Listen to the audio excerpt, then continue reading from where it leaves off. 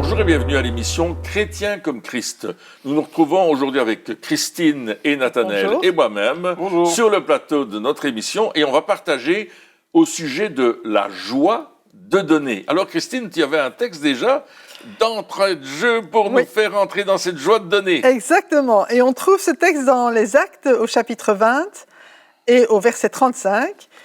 Et il dit, en tout, je vous ai montré qu'il faut travailler, donc c'est l'apôtre Paul qui parle, je vous ai montré qu'il faut travailler ainsi pour soutenir les faibles et se rappeler les paroles du Seigneur Jésus, puisqu'il a dit lui-même, il y a plus de bonheur à donner qu'à recevoir. Et je crois que c'est devenu déjà un adage populaire, c'est une phrase que tout le monde connaît, il y a plus de joie à donner qu'à recevoir, mais l'apôtre Paul dit, mais voilà, vous travaillez.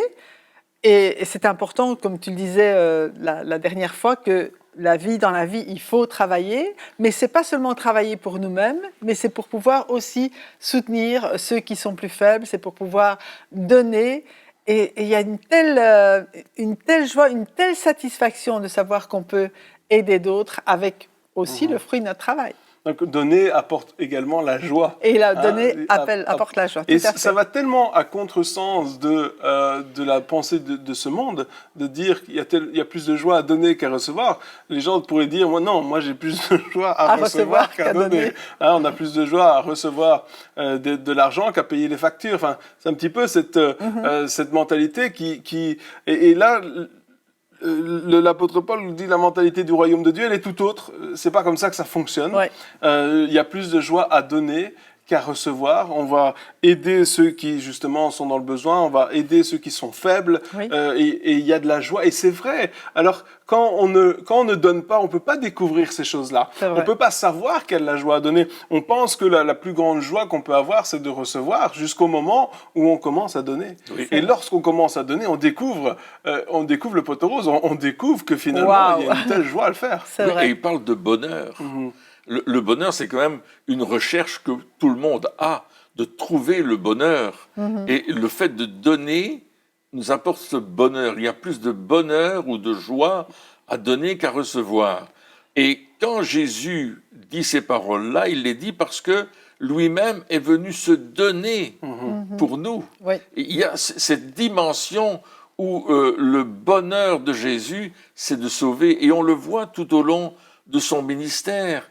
Il va guérir les malades, il va ouvrir les yeux des aveugles, il va libérer les gens qui sont prisonniers de démons ou de maladies. Il va donner le meilleur autour de lui. Il va vraiment semer la joie, le bonheur. Quelqu'un qui est malade et tout d'un coup, sa maladie disparaît. Je pense à la belle-mère de Pierre qui avait une fièvre violente, qui l'a cloué au lit, probablement la malaria ou une maladie semblable. Et Jésus est arrivé, il n'y avait aucun remède à ce temps-là pour ce genre de maladie. Et il a menacé la fièvre et la femme s'est levée. Elle était tellement contente d'être complètement guérie qu'elle a servi le repas. Et il y avait du bonheur, elle a reçu et elle a donné. Vous voyez, c'est extraordinaire. Mais quand tu parles de Jésus, moi je pense à la Samaritaine. Jésus était fatigué, Jésus avait faim. Mais quand il a vu la Samaritaine, et puis après, quand il a vu tous les Samaritains qui sont venus, il dit, mais ça, c'est ma joie. C'est comme s'il oubliait ses propres besoins, il a oublié ses propres besoins naturels pour satisfaire aux besoins absolument indispensables des Samaritains. Et ça aussi, quand on parle de donner, il y a quand même une notion, je vais dire, de sacrifice, mais sacrifier pour faire du bien, ça donne une joie extraordinaire. Oui, et puis quelque part, si on continue dans cette mentalité de cette joie de donner, eh bien on parle aussi, donc, comme on a dit, du ministère de Jésus. C'est-à-dire que quand Jésus est venu, c'était pas pour lui une difficulté d'exercer le ministère. C'est pas que pour lui une tristesse ou un poids excessif. Bien sûr, quand il a été jusqu'à la croix, là c'était plus difficile, on est d'accord. Mais pendant tout son temps de ministère, c'était pas comme oh oui, il faut encore que je fasse ça. Oh oui, il faut encore guérir une centaine de malades aujourd'hui. J'ai pas envie de le faire. Non, mais il y avait cette joie qui était là. Et je pense que si on rentre dans cette mentalité-là, de donner, d'avoir cette joie de donner, et plutôt que de recevoir, on va non seulement donner des choses matérielles, mais aussi lorsqu'on donne notre temps, lorsque même quand on est au travail, Oui. on peut se dire, ah oui, mais j'ai une joie de faire ce travail, j'ai une joie de donner le meilleur de moi-même. Oui.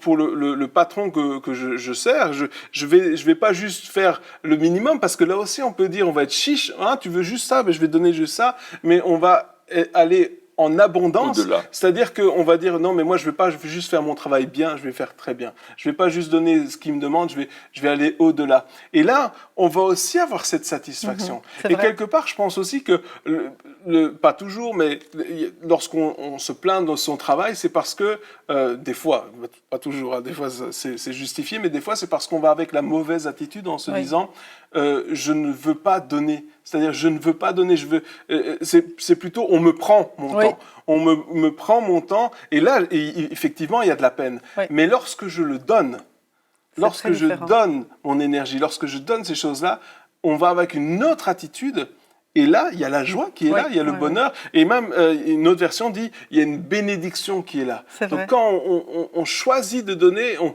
alors à ce moment-là, il y a cette joie, et lorsque quelqu'un, c'est pour ça que Jésus disait, mais si quelqu'un veut te prendre quelque chose, donne-lui. Parce que si on te prend, alors tu es triste, mais si tu donnes, alors tu es heureux. Exactement. Et ça, c'est une autre mentalité de dire, ah ok, quelqu'un essaye de me voler un truc, tu sais quoi, je te le donne. C'est vrai. Et au lieu d'être triste, au lieu de souffrir de la situation, je vais être joyeux, et peut-être que j'aurai plus, peut-être que pendant un temps, ça va être difficile, mais je sais que Dieu va pourvoir en surabondance. Au moins, oui, tu ne subis pas, Voilà. mais tu vas au-delà. Hein, C'est ça. tu donnes au-delà. Et quand tu disais cela, une mentalité aussi qu'on entend, c'est je veux pas que quelqu'un profite de moi. Je veux pas que quelqu'un ait le bénéfice de ce que je fais. Ça, c'est la mentalité du monde. Et comme tu dis, l'important, c'est de dire, ok, mais je veux être une bénédiction pour ceux qui m'entourent. Et si je peux bénir quelqu'un, peu importe si moi j'ai moins, mais au moins j'ai cette satisfaction que quelqu'un d'autre peut profiter justement de ce que j'ai, et ça me donne de la joie. C'est avoir de la joie de voir le succès de l'autre plutôt que son propre succès ou sa propre provision. Oui, il y a un récit dans la Bible qui est intéressant, dans les Actes des Apôtres, Oui. au 8e chapitre, on voit qu'il y a la persécution. Hein, chapitre 7, la persécution d'Étienne, vous vous souvenez, Saul de Tarse qui persécute les chrétiens, etc. On connaît l'histoire. Et puis l'Église est dispersée. Et voilà que Philippe, il arrive justement en Samarie, et ce qu'il a, il le donne. C'est-à-dire qu'il commence à prêcher le Christ, il commence à prier pour les malades sont guéris, les démons sont chassés, les paralytiques marchent, les aveugles voient. Et la Bible nous dit qu'il y a eu une grande joie dans la ville de Samarie. Amen. Parce que Philippe a donné ce qu'il avait, il a tout donné, et puis là, les gens, eux, ils ont reçu le bonheur, la vrai. joie de connaître le Christ. Ça a changé complètement la situation de la ville, qui était probablement dans la tristesse. On ne peut pas garder ce que Dieu nous donne. C'est ça. On ne peut pas garder. Et c'est aussi, si on continue dans ce fil de pensée, c'est aussi la même mentalité qu'on a des fois vis-à-vis de Dieu. C'est-à-dire qu'on pense que Dieu veut nous prendre des choses. Alors que c'est pas vrai.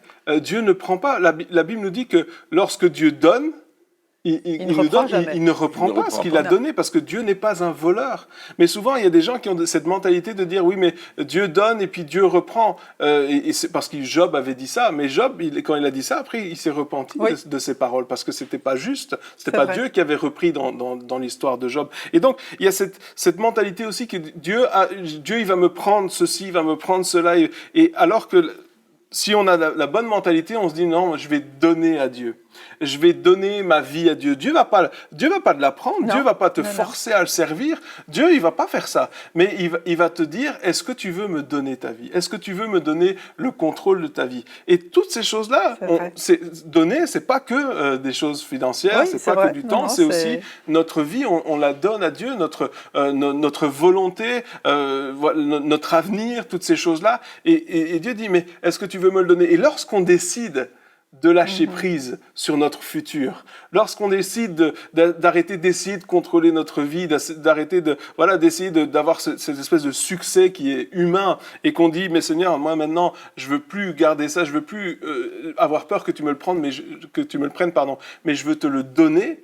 Il y a une joie qui vient. Oui. Parce qu'il y a cette joie qui est là, parce qu'on se dit, mais on l'a donné à la bonne personne. Exactement. On l'a donné à celui qui va vraiment faire quelque chose de merveilleux avec, mais on a décidé, c'est notre décision. Dieu va jamais nous forcer à le faire, mais il va nous dire, si tu veux être heureux dans la vie, donne-le-moi. Mon fils, donne-moi ton cœur. Donne-moi, voilà, exactement. Et encore une fois, lorsqu'on donne, on l'a lu dans l'émission précédente, c'est sans contrainte, sans tristesse, avec joie, je décide de donner à Dieu. Et c'est là que la foi intervient. En fait, je donne à Dieu parce que je sais que ce qu'il veut pour moi, c'est pas des projets de tristesse, mais ce sont des projets de paix et de bonheur. Et ce n'est qu'en me donnant à Dieu que, entre guillemets, je permets à Dieu de conduire ma vie là où il a préparé chacun de mes pas. Et c'est vrai que ça reste notre volonté, parce que Dieu nous a créés libres de dire oui ou de dire non. Mais si nous lui disons oui, on choisit la bonne part. Exactement. On choisit la bonne part et Dieu nous le rend déjà avec cette satisfaction intérieure, avec déjà la présence de Dieu en nous. Parce que ce qu'on oublie parfois, on dit on fait des efforts, et c'est vrai il y a une mentalité qui doit être renouvelée, mais il y a le Saint-Esprit qui est là, et puis qui vient nous conduire dans ces bonnes œuvres que Dieu a préparées d'avance pour nous. Et si on adapte nos raisonnements à ce que le Saint-Esprit nous dit, eh bien on va vraiment marcher en harmonie avec ce que Dieu attend de nous, et c'est le bonheur parfait. J'aimerais dire qu'il y a deux manières de concevoir cela. La première, c'est que Dieu me donne quelque chose, moi je lui donne ma vie, et il y a du bonheur qui vient. Oui. Et quand je donne aux autres, ils ont le bonheur. C'est vrai. Je pensais à Pierre et Jean qui montaient au temple, chapitre 3 des Actes. Ils ont reçu le Saint-Esprit, ils sont remplis de la puissance de Dieu, et puis ils montent au temple et ils rencontrent ce boiteux de naissance qui, lui, ne peut pas rentrer dans le temple, selon la loi qui a été faite dans le coin. Et puis là, il doit rester dehors parce qu'il est boiteux. Et puis Pierre et Jean disent, non, on n'a rien à te donner, on n'a pas d'argent, on ne peut pas te faire l'aumône, mais ce qu'on a dedans, là, ce que Dieu nous a donné, on te le donne. Est-ce que tu es d'accord quelque part, hein? C'est pas à peu près là. Lui, il ne savait pas de quoi il parlait. Non, il ne savait pas de quoi il parlait. Non. Et l'homme, il tend sa main vers Pierre. Pierre lui prend la main et dit, lève-toi et marche. Et l'homme se met debout au nom de Jésus. Et il rentre en chantant, en louant Dieu et en sautant. Et il y a le bonheur qui se manifeste. Pour la première fois de sa vie, il peut rentrer dans le temps. Et ça se manifeste, on le voit. Donc, quelque part, ils ont reçu cette révélation de Dieu sur la guérison. Ils ont reçu cette puissance du Saint-Esprit. Et ils vont la partager aussi. Hein, ils vont la donner autour d'eux. Et je pense que nous aussi, on a cette même responsabilité de dire, OK, ce que nous avons reçu, les révélations, les choses qu'on découvre avec Dieu aussi, on doit les donner autour de nous. Des fois, on a l'impression que c'est un petit peu comme des secrets. Oui, attends, j'ai vécu ça avec Dieu, mais surtout, il faut pas le dire à personne parce que peut-être ça va choquer. Non, la vérité, c'est que lorsqu'on partage ces choses-là, non seulement on voit du miraculeux, on voit des choses extraordinaires que Dieu est en train de faire, mais les autres aussi peuvent après vivre du miraculeux, parce que les disciples, ceux qui ont reçu le Saint-Esprit, etc., ils n'ont pas à dire on va le garder pour nous. Il a été partagé. C'est vrai. C'est pas seulement eux qui ont fait des miracles, mais après ça s'est propagé, c'est-à-dire que les autres aussi ont commencé à en faire. Donc là aussi, cette révélation que Dieu nous donne, on doit la partager autour de nous. Hein. On peut pas la garder, et ça aussi, ça fait partie du don. Ouais. Alors, bien sûr, je suis conscient que apprendre ça peut choquer, dans le sens où c'est pas comme ça qu'on a été enseigné. C'est pas le principe de ce monde. C'est pas comme ça qu'on fait normalement. Normalement, tout ce qu'on apprend, et si on le transmet, tout est payant. Tout ce qu'on a, si tu veux un service, il faut que tu payes, il faut que tu donnes. Mais ça nous dérange, ça va nous déranger aussi de dire, voilà, je vais donner ces choses-là, je vais donner librement, je vais et faire confiance à Dieu, avoir la foi que Dieu va faire ces choses-là. Ouais. Et donc, voilà, c'est un bouleversement dans notre mentalité. Et la question, c'est, est-ce que nous sommes prêts à laisser Dieu bouleverser notre manière de faire les choses? Et est-ce que nous sommes prêts à rentrer dans cette cette mentalité du royaume. Encore une fois, on voit dans ces émissions Chrétiens comme Christ toutes les facettes, ou en tout cas, pas toutes, parce qu'on ne les connaît pas toutes, mais toutes celles qu'on connaît, en tout cas, de cette mentalité du royaume, de cette manière de faire du royaume, qui n'est pas la manière de faire qu'on connaît tous autour de nous, en tout cas pour la plupart, mais qui est la manière de faire que Jésus, c'est comme ça que Jésus faisait, et c'est comme ça qu'il veut que nous fassions également. C'est vrai. Ça veut dire qu'on a quelque part, on a tous à faire des progrès. Oui. Dans ce chemin, on n'est pas arrivé, même les choses qu'on enseigne aujourd'hui, on dit ok, on est repris nous-mêmes en disant waouh, il y a peut-être des choses qu'on peut faire mieux pour le Seigneur, qu'on peut mieux obéir, qu'on peut mieux s'adapter à ce que lui attend de nous pour que le monde sache, pour que le royaume avance. Parce qu'en fait, tout ce que Dieu attend de nous en étant sur cette terre, c'est de faire avancer le royaume de Dieu, c'est de préparer sa venue, c'est de le faire connaître par tous les moyens qu'il nous a donnés, en comptant sur lui justement pour pourvoir à nos besoins. Et j'aimerais lire un texte dans Philippiens, et vous allez comprendre pourquoi. Dans Philippiens chapitre 4, versets 15 à 19, qui dit, c'est Paul qui parle, il dit « Vous le savez vous-même, Philippiens, au début de la prédication de l'Évangile, lorsque j'ai quitté la Macédoine, aucune église n'a pris part avec moi à un tel échange de contributions. » Donc là, il parle de finances, il parle d'aide. Clairement, on parle de finances. Oui. Voilà. « Vous avez été les seuls à le faire. À Thessalonique déjà, et à plus d'une reprise, vous m'avez envoyé de quoi pourvoir à mes besoins. Ce n'est pas que je recherche les dons, mais je désire qu'un fruit abondant soit porté sur votre compte. J'ai tout reçu et je suis dans l'abondance. J'ai été comblé en recevant d'Épaphrodite ce que vous m'avez envoyé comme un parfum de bonne odeur, un sacrifice que Dieu accepte et qui lui est agréable. Et mon Dieu pourvoira à tous vos besoins, conformément à sa richesse, avec gloire, en Jésus-Christ. À notre Dieu et Père soit la gloire au siècle des siècles. Amen. » Amen. Alors, c'est vrai que le verset 19, tout le monde le connaît, Dieu pourvoira à tous vos besoins, mais il faut voir le contexte. Et le fait que les Philippiens, c'est eux qui ont eu à cœur, de la part du Seigneur, de pourvoir aux besoins de Paul. Donc de soutenir le ministère. De soutenir son ministère, de lui envoyer des finances. Et Paul dit, mais c'est extraordinaire, merci Seigneur, parce que Dieu a utilisé les Philippiens pour l'aider lui. Mais il dit, mais en plus, ça fait abonder des actions de grâce. Et en plus, c'est vous qui allez aussi en récolter le fruit.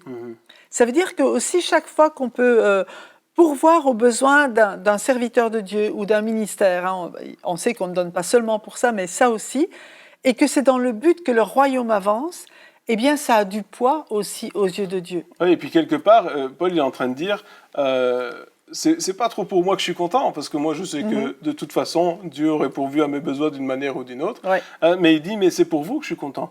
Donc quelque part aussi il dit lorsqu'on pourvoit à un ministère, donc lorsqu'on fait un don à un ministère, c'est important qu'on ne le fasse pas par pitié, en disant oh le pauvre je vais l'aider, etc. Enfin une espèce de cette attitude de dire voilà c'est un peu de la pitié, mais non comme Béa. Oui voilà mais c'est plutôt de dire je vais pourvoir parce que le Seigneur m'a mis à cœur de le faire. Et donc, c'est pas parce que je vais pas me dire si je ne donne pas, il n'aura rien. Parce que c'est pas juste et c'est pas vrai. Si je ne donne pas, Dieu pourvoira au travers de quelqu'un d'autre. Parce que c'est Dieu qui pourvoit et pas moi. Donc, si on a cette. Voilà. Donc, mais c'est de dire je vais participer à la bénédiction parce que Dieu m'a mis ça à cœur et je sais que s'il m'a mis ça à cœur, ça veut dire qu'il faut que je le fasse. Et lorsque je vais le faire, Dieu sait que sur ma route, il y aura un autre besoin et qu'en faisant cela, je sème déjà, je participe déjà à la bénédiction future qui va être la mienne après. Donc, quelque part, il y a aussi, voilà, des fois, il y a une mauvaise mentalité lorsqu'on donne en se disant, et ceux qui demandent aussi en disant, si vous ne donnez pas, personne ne donnera et je vais mourir. Mais c'est pas juste et c'est pas vrai. Dieu va pourvoir de toute façon, ça reste mais vraiment important. Je vais faire partie de cette provision divine et je sais, et Paul il continue en disant, mais je sais que mon Dieu pourvoira à tous mes besoins parce que selon la richesse de sa gloire, et ce qu'il dit dans une autre version, il dit selon ce que j'ai vu de sa gloire. C'est-à-dire que Paul, il avait une révélation du ciel, il avait une révélation de la richesse qu'il y avait au ciel et il s'est dit, en voyant la pile de pièces d'or là-haut, à mon avis, il n'y aura pas de problème. Parce que c'était vraiment cette révélation, selon la richesse de sa gloire. Paul savait la richesse de la gloire qu'il y avait, il savait la richesse qu'il y avait dans le ciel. Il dit, je ne m'inquiète pas pour vous, Dieu va pourvoir à vos besoins aussi. Oui, Paul avait vu la grandeur de Dieu, il avait vu la grandeur merveilleuse et magnifique du royaume de Dieu, et il s'est dit, moi je suis déjà dans ce royaume, et j'ai tout à ma disposition. Et c'est ça, en fait, d'être capable de pouvoir donner, parce qu'on sait que tout est à notre disposition. Dieu n'a-t-il pas dit, à moi l'or et l'argent, ça m'appartient. Tout lui appartient. Et puis, Paul, il faisait pas l'aumône. Non, il faisait pas l'aumône.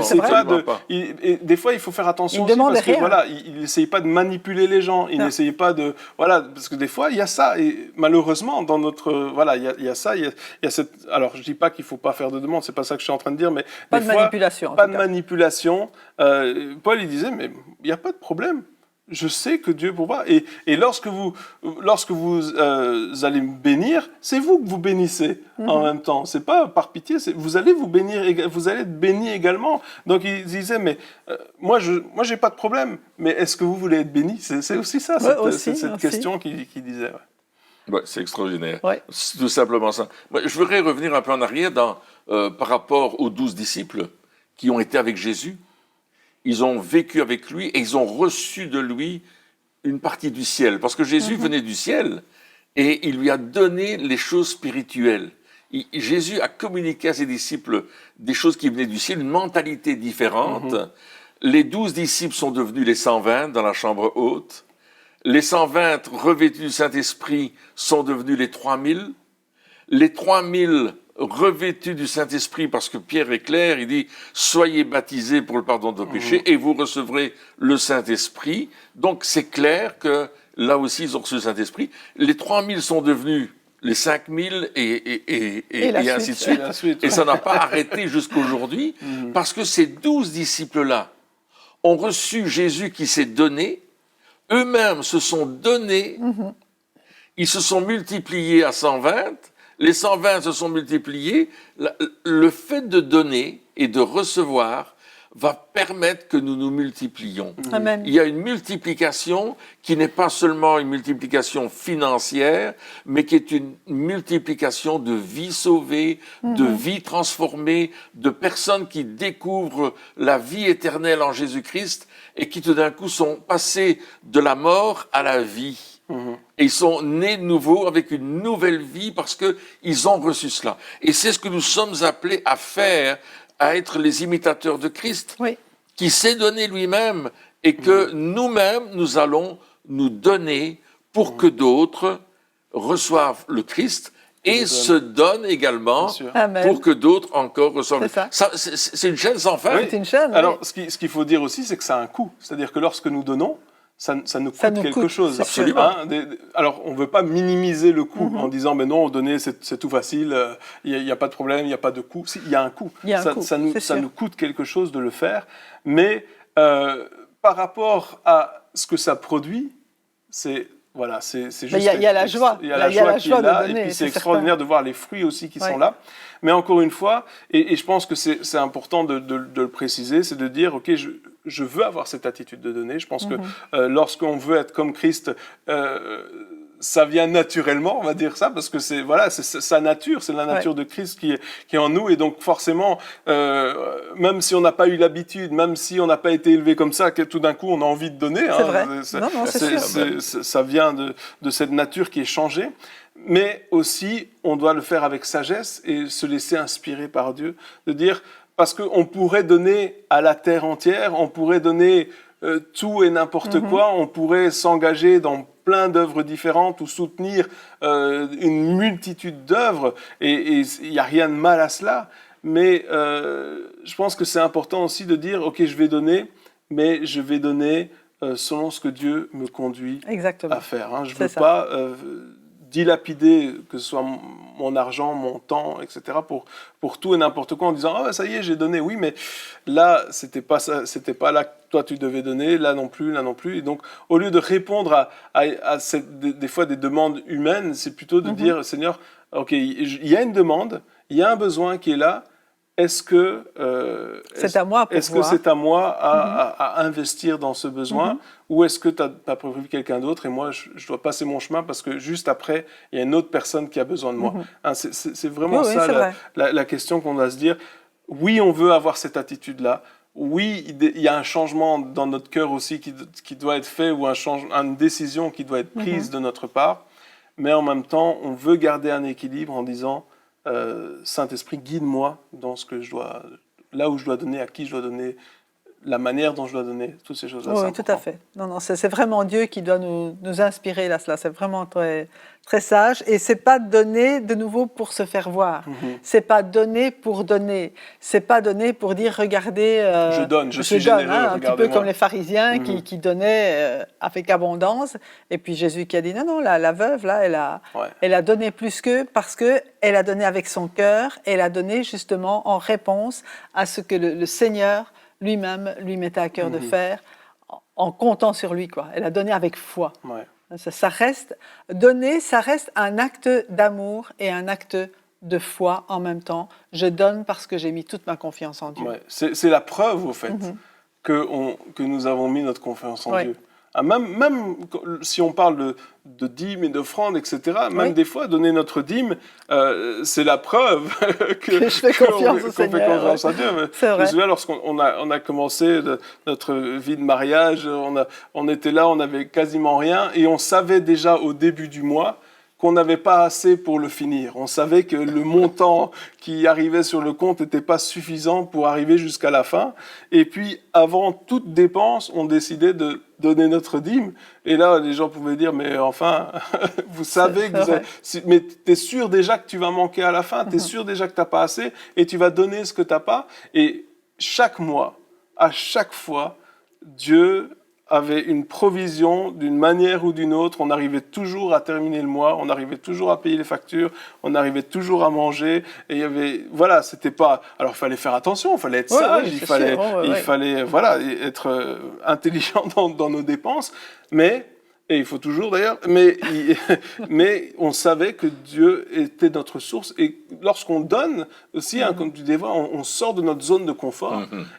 Mais quelque part, on se dit, mais Seigneur, c'est toi ma source. C'est pas les billets là, c'est pas le montant, les chiffres qu'il y a sur mon compte, c'est toi ma source. Amen. Et je vais donner. Et là, on voit que Dieu, il agit et fait des choses extraordinaires. Oui, et puis ça s'apprend à donner. On apprend à donner. C'est vrai. On va pas commencer à donner des grosses sommes. On va donner des choses que Dieu nous met à cœur de donner. Il y a un besoin, il y a un appel, il y a quelque chose de particulier. On dit ouais, je vais le faire. Ah oui, là je peux le faire.